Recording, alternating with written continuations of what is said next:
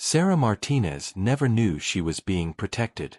Freshman year, when 3 seniors cornered her in the stairwell, Mr. Thompson suddenly needed to mop that exact stairwell. Sophomore year, when someone left threatening notes in her locker, the security cameras mysteriously captured the culprit's face. Junior year, when a teacher accused her of cheating on a calculus test, an anonymous email arrived with proof she was innocent. Senior year, when a boy started following her home, that boy received a visit from someone who made him stop. Sarah thought she was lucky. She thought the school administration finally cared. She had no idea that every intervention was orchestrated by one person. The janitor. The quiet old man who cleaned the hallways. The person everyone ignored. Mr. Thompson wasn't just cleaning the school for 4 years. He was protecting Sarah Martinez. Watching security footage. Tracking bullies.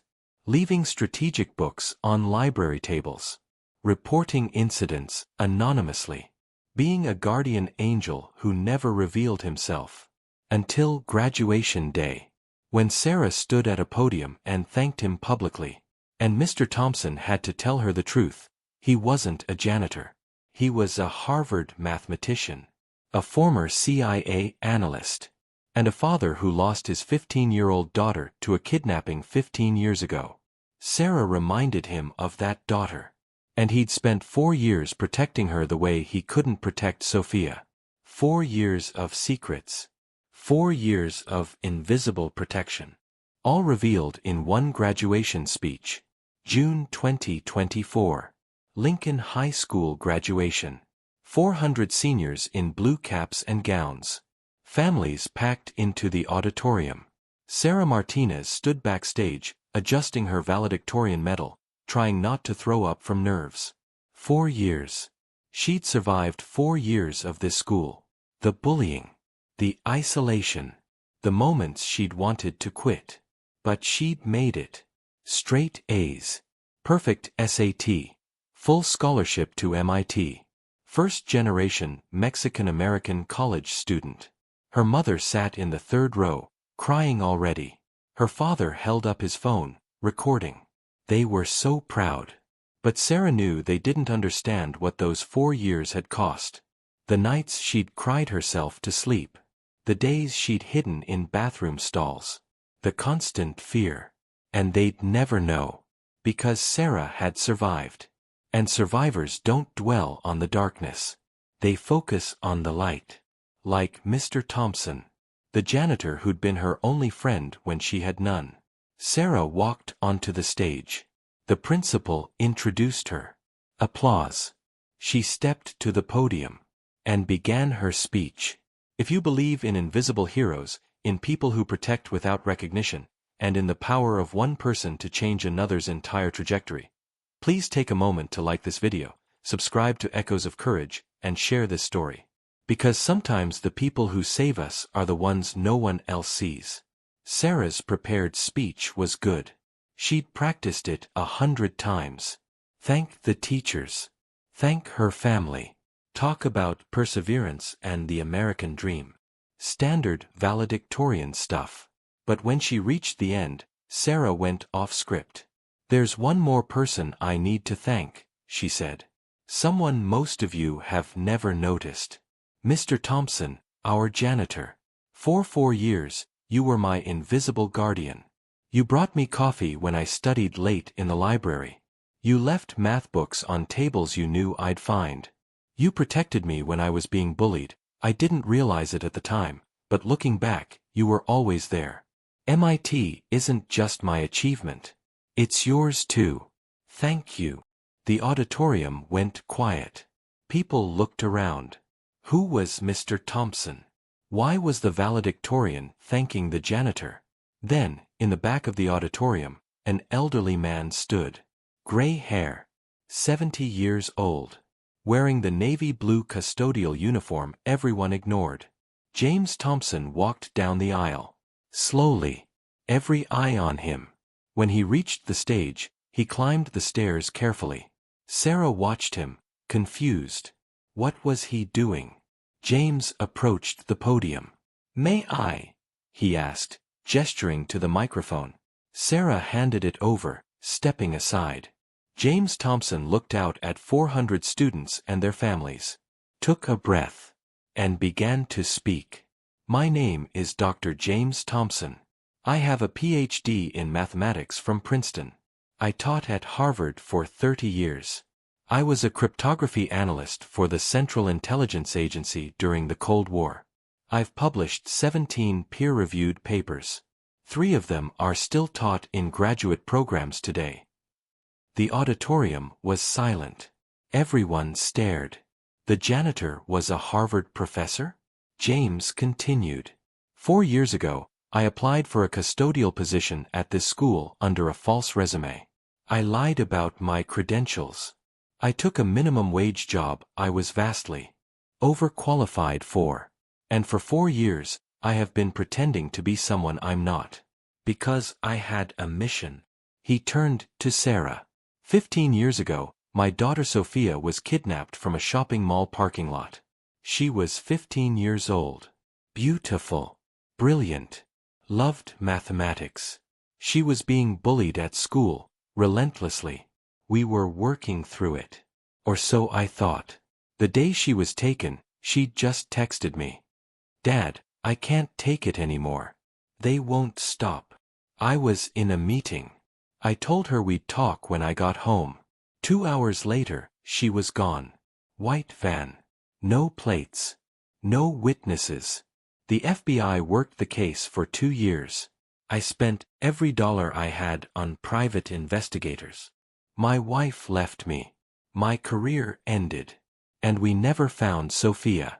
She's been missing for 15 years. Presumed dead. James's voice cracked. He took a moment.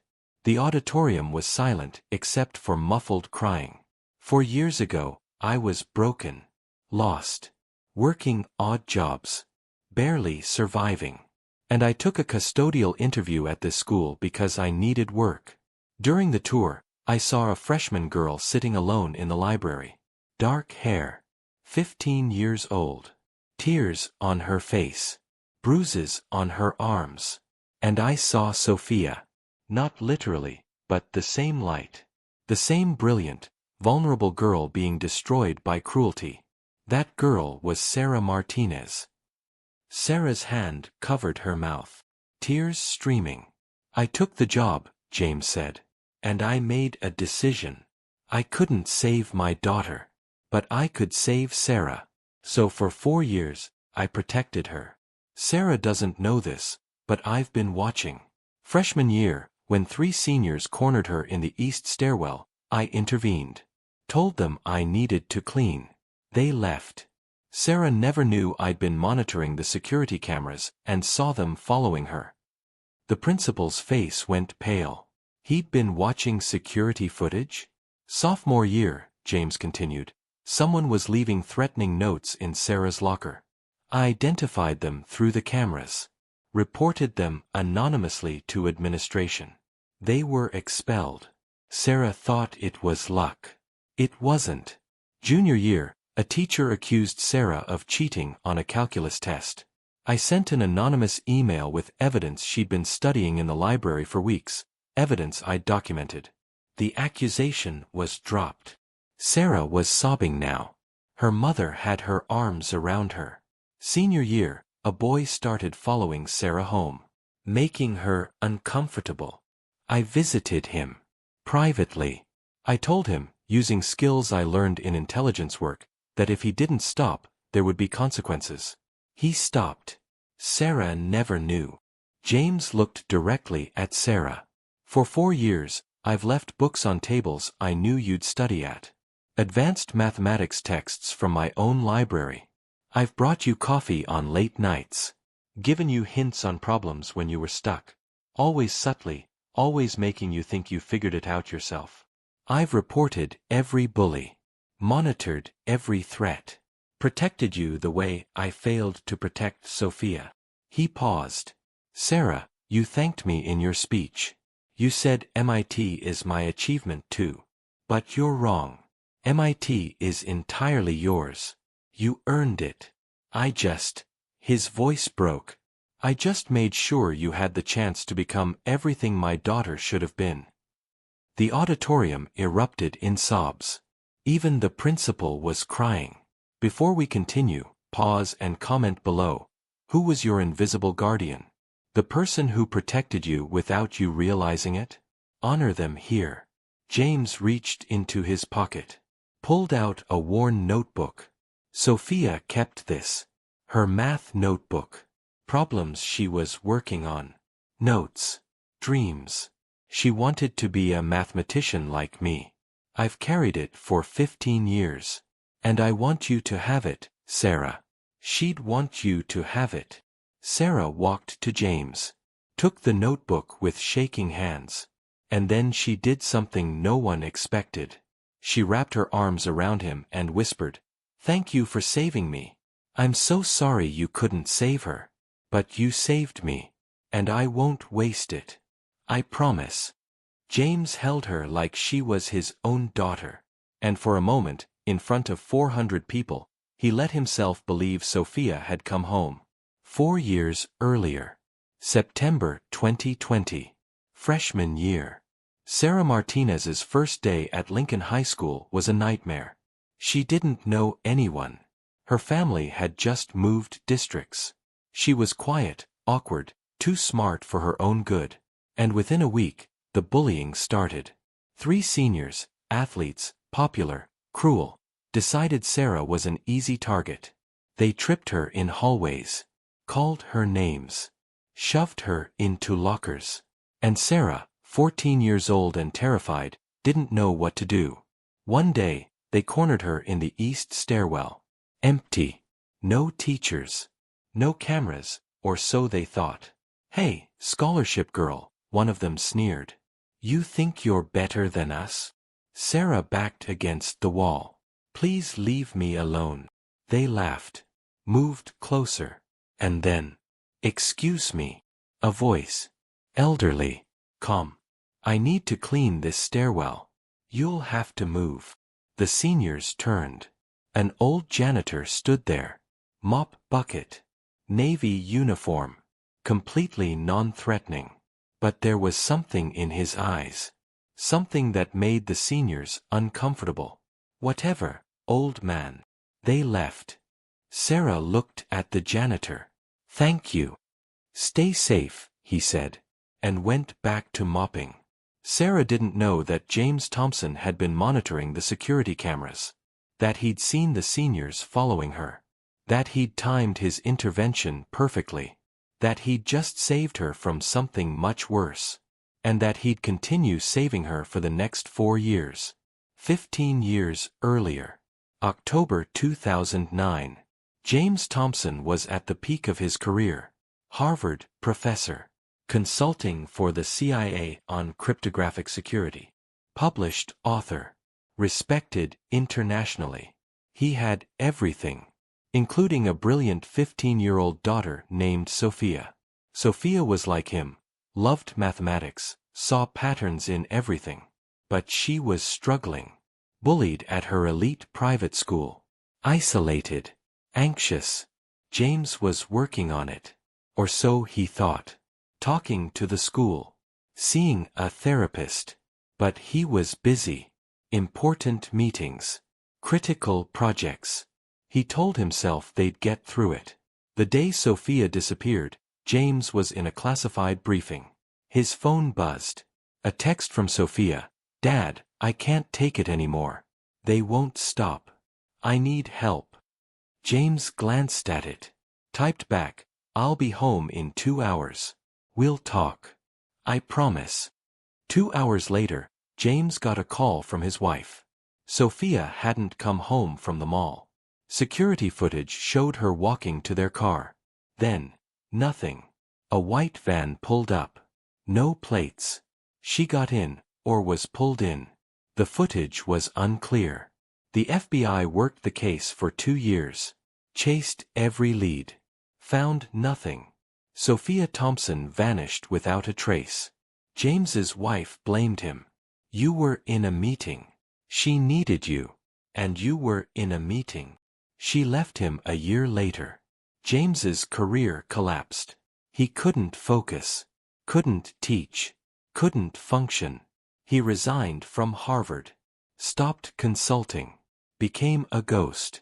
For 13 years, James Thompson drifted, took odd jobs, existed, carried Sophia's math notebook everywhere, wished he could go back to that day, that text, those 2 hours, until he saw Sarah Martinez in a library, and got a second chance.